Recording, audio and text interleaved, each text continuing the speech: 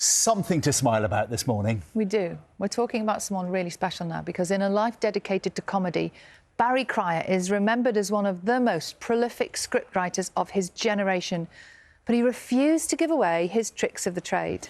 But now, following his death last year at the age of 86, Barry's son Bob has penned a new book lifting the lid on the man behind some of our most famous one-liners. Enoch and Eli. Yes. Two legendary folklore characters from Birmingham. And Enoch's fishing by the canal, and his mate Eli comes up and says, have you caught anything? He says, I caught a whale. He said, where is it? He said, I threw it back. He said, I caught a whale and you threw it back. Why? Hadn't got any spokes in it. Go on, light them. How can I light them? These matches, they're all dead.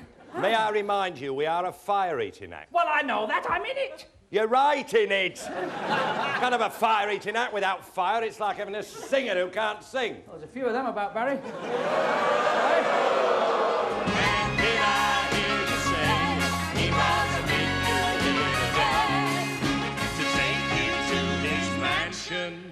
In the sky.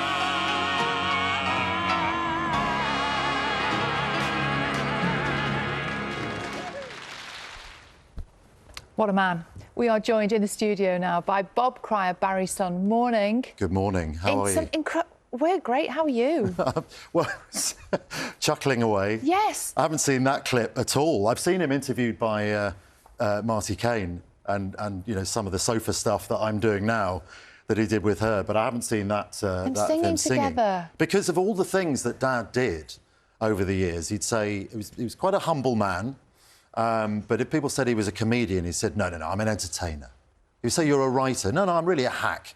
But there was one thing he never fought you on, and that was, you're a singer. He went, yeah. That's what he always wanted to be, really.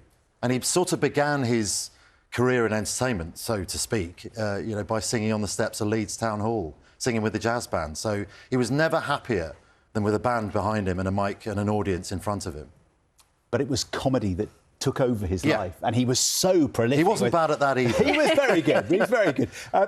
Was he ever off duty? I mean, was he always thinking of jokes, writing something new? There was a story my dad used to tell about as a documentary about Les Dawson, and esteemed journalists like yourselves asked Dad the classic question about the You're a comedian too. About the comedian's life, which was, you know, was there a dark side to Les Dawson that we didn't see?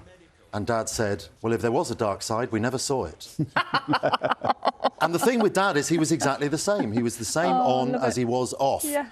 Mainly because he was workshopping jokes with us at home at the kitchen table. I was just going to say, what was it like? Was he a funny dad? He was a funny dad. Yeah. He was a silly dad. Go on. And that's the sort of... Silly in what way?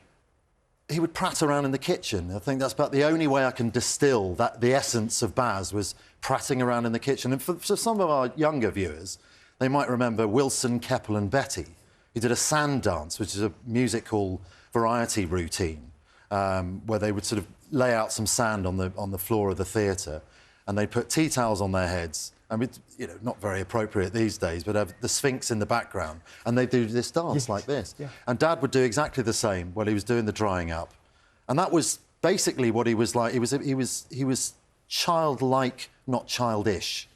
But I always say my childhood was just like everybody else's, and I was told off just the same as everyone else, just with better timing. Very good.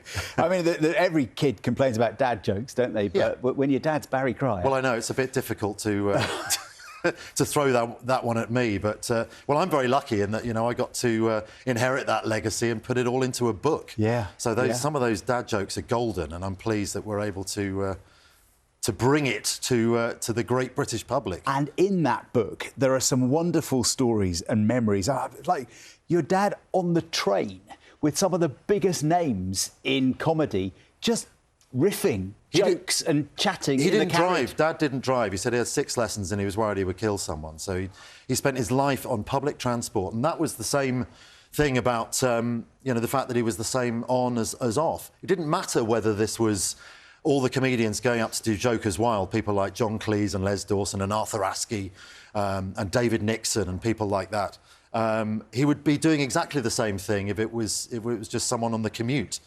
And in fact, when Dad died, one of the greatest sort of compliments I think I can pay his legacy is that, aside from the fact that the outpouring of warmth and affection for him and his work was that I'd get random texts or emails or messages on social media from people who said, I don't know you, and I didn't really know your dad, but I spent the funniest 20 minutes of my life travelling with him from central London to Uxbridge. Wow. And that was Dad. He would just be on with... Graham Gardner always used to say he needs an audience. But actually, Dad said, I'm a peopleaholic. I just like being around people. And that didn't mean, you know, whether he was in front of an audience or whether he was on the train or at a bus stop with someone, you know. There's also a great story, you know, talking to people on the train, but there's a great story about him and Marilyn Monroe. Just tell us about that. Well, I'd love to say that there was a better punchline to it, but the fact that you've got Barry Cryer and Marilyn Monroe... In the same sentence? In the same sentence. Yeah. There you go, that's all you need. No, there was a period in Dad's life. He was a great benefactor in the business, and he was very good at reaching his hand out to young comedians and writers, but that was because he received a lot of help from older entertainers himself, Frankie Vaughan being one of them. Frankie Vaughan was in a movie with Marilyn Monroe called Let's Make Love, and Dad had the same agent as Frankie, and Frankie was responsible for getting Dad, you know, quite a few gigs and a singing gig as well in the late 50s. And then one day he was in the agent's office and he picked up the phone call and he said, it's Miss Monroe for you, thinking it was probably Paul Cave, the agent. And my dad just said, OK. And then she came on and said, who am I speaking to? He said, it's Barry Cryer. What do you do? Well, I'm attempting to be a comedian, he said. And then he said, the next 3 minutes was like white noise. I don't really remember what happened next, but that's why I say I would love to say that, you know, he'd said, you know, and what do you call yourself? You know, what are you doing with yourself these days? But no, I think she was just phoning up to check that Frankie was in town. But what a great story. What a great story. I hadn't realised until I read the book just how serious his eczema was. I know he talked about it in the past, but this was something that really affected his health. He did, and that's really what was responsible for him being a writer. He suffered from eczema very early on in his life, but as he got more and more work as a performer, obviously the stress and the nerves of that, especially being away from home for the first time down in London from Leeds, you know, he started to have outbreaks where he needed to be hospitalised about 3 or 4 times, and as a result, there was nothing else he could do. He, you know, in those days, they would literally have grease paint. And it wasn't the hypoallergenic stuff you have now that we're all wearing, you know, this morning. But Dad would have flared up, and then he was very lucky that he had a guy in the flat upstairs who said, let's write some sketches. And he said for the first time in his life, the first 4 sketches were all accepted. Gosh. 100% record to start off with. That's quite a track record to follow.